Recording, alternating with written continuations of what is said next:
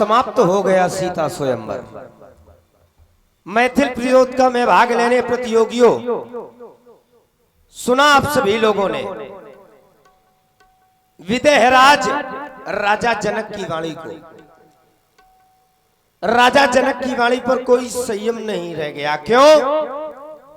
क्योंकि किसी भी वीर पुरुष के द्वारा राजा जनक के एक छोटी सी प्रण की पूर्ति नहीं हुई।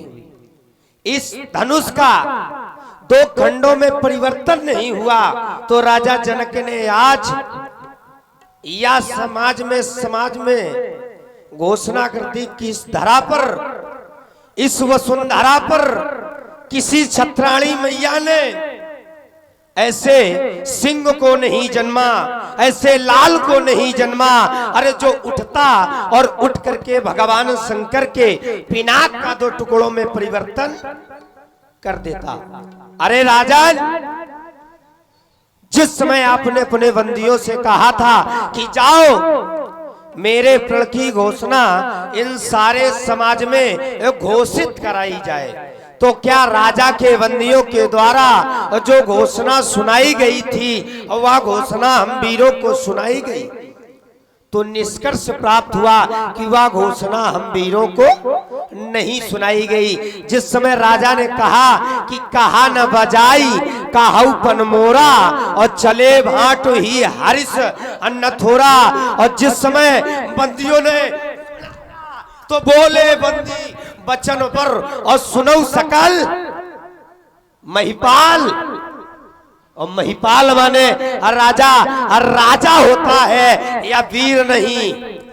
और आपके द्वारा जब निमंत्रण इन राजाओं के लिए, निमंत्रण इन महिपालों के लिए और निमंत्रण इन नेपालों के लिए, तो शिरध्वज अपमान हम वीरों का किया जा रहा है। और आज राजा जनक की वाक्यावली का प्रयोग कि अपजन को माखै भट्ट मानी याबेर विहीन मही में जानी, तजहुआस निज निज ग्रह जाऊ लिखा न विद वैदे ही विवाऊ। विधाता को दोषी बतलाया जा रहा है कि विधाता ने हमारे पुत्री के योग्य वर ही नहीं लिखा। अरे राजन, जब माता जानकी का जन्म ब्रह्मा जी के सृष्टि में रचित नहीं है तो विधाता के द्वारा विवाह कैसे रचित किया जा सकता है? और आप कहते इस धरा पर वीर नहीं है।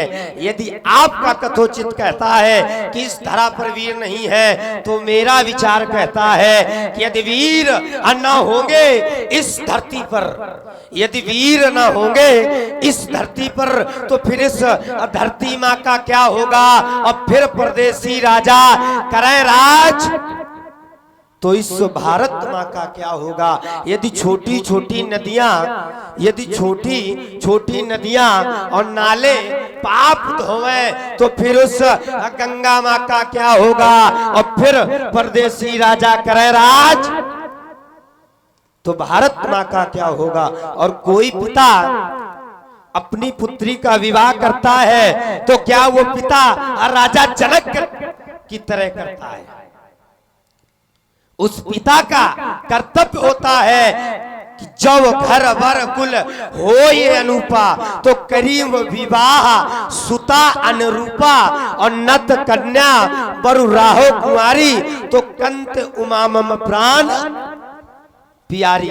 उस पिता का कर्तव्य होता है कि घर देखना चाहिए, वर देखना चाहिए, कुल देखना चाहिए, एक बार बेटी के विचारों को भी जानना चाहिए। तो क्या राजा के द्वारा घर देखा गया? क्या राजा जनक के द्वारा उस वर को देखा गया? क्या राजा जनक के द्वारा कुल को देखा गया?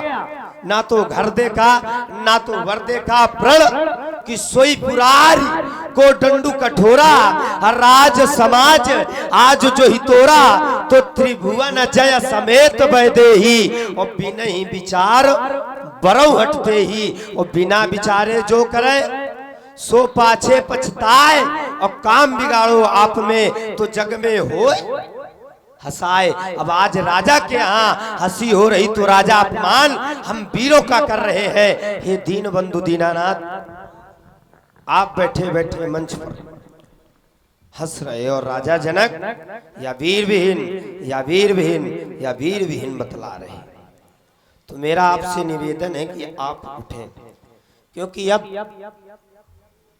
महाराज जनक के जो वाक्य हैं हमारे हृदय में बाण की भांति चुभ रहे हैं। महाराज जनक की आयु अपने पिता की आयु के बराबर है, अपने पिता की आयु के बराबर है। और कहीं महाराज जनक की आयु हमारे समकक्ष होती, बराबर की होती, तो आज ना तो राजा होते ना कहने वाली या जुबान होती, समाप्त कर देता दोनों को क्षण भर में समाप्त कर देता। इसलिए आप उठे और उठ करके भगवान शंकर के पिनाक का 2 टुकड़ों में परिवर्तन करें। या तो आप उठो और आप न उठो तो फिर हमें कहा होगा बहुत देर। राजा जनक के वाक्य सुनते सुनते आप सहन नहीं हो रहे हैं।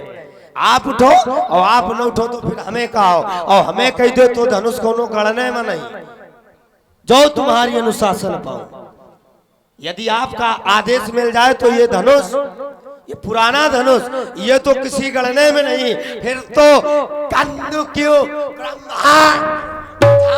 काचे घट जिमडारो फोरी सको मेरु मूलाक जिम तोरी तो प्रताप महिमा को पिनाक पुराना और नाथ जाने जसायो सो तो कौतुक करो पिलो को सो कमल लाल जिम चाँद चढ़ावो तो जो जन सता प्रणाम लय धावो हाथ तोरो छत्र खंड जिमे तो प्रताप बलनाथ और जो न करो प्रपोषपत तो करने धरो धनवाद पुण्य धरो